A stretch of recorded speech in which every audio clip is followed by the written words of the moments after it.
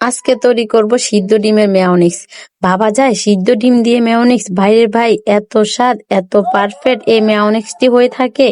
আমরা অনেকেই কাঁচা ডিমের কারণে মেয়োনিজটা খেতে চাই না। মেয়োনিজ মানেই তো কাঁচা ডিম আর এক গাদা তেল দিয়ে তৈরি করা হয়। কিন্তু আজকে তৈরি করে দেখাবো ভাইরাল সিদ্ধ ডিমের মেয়োনিজ। এতে তেলের পরিমাণটা অনেক কম লাগে। আসসালামু আলাইকুম everyone, welcome to Rabia's recipe world. সুস্বাদু ও অথেন্টিক সিদ্ধ ডিমের মেয়োনিজ কিভাবে তৈরি করা যায়, চলুন সেই রেসিপিটাই দেখে আসা যাক।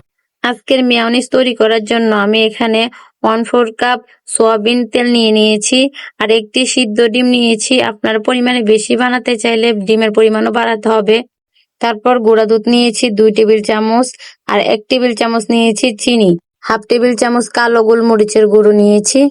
এখন একটি ব্লেন্ডার নিয়ে নিয়েছি, এর মধ্যে আমি ডিমটা দিয়ে দিচ্ছি।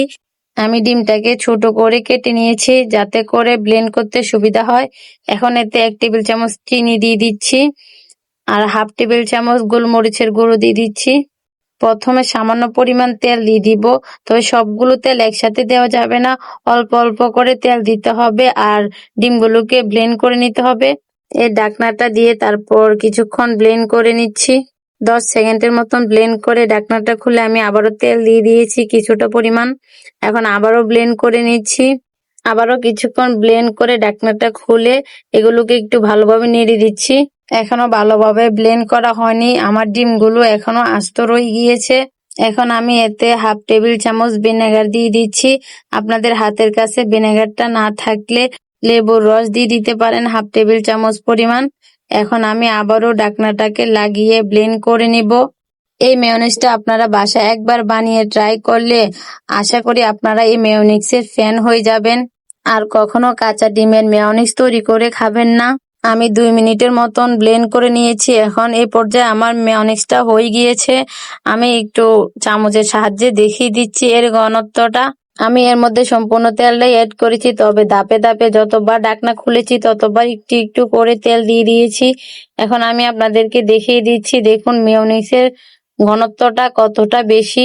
সিদ্ধ ডিমের মেয়োনিজও এত সুন্দর হয় আর কাঁচা ডিমের মেয়োনিজ থেকেও এর টেস্ট অনেক গুণ বেশি। আপনারা বাসায় একবার হলেও ট্রাই করবেন আর আমাকে কমেন্টস করে জানাবেন আপনাদেরগুলা কেমন হয়েছে খেতে। আমার ভিডিওটি যদি আপনাদের ভালো লেগে থাকে তাহলে একটি লাইক করে দিন আর চ্যানেলটিকে সাবস্ক্রাইব করে বেল আইকনটিতে ক্লিক করে রাখুন। আপনাদের কাছে আমার এই ভিডিওটি কেমন লেগেছে অবশ্যই কমেন্টস করে জানাবেন। আর আপনারা যদি কোনো রেসিপির ভিডিও দেখতে চান তাহলে আমাকে কমেন্টস করে জানাতে পারেন।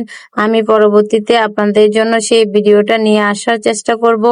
আজকের মতন ভিডিওটা এখানেই শেষ করছি। আল্লাহ হাফেজ।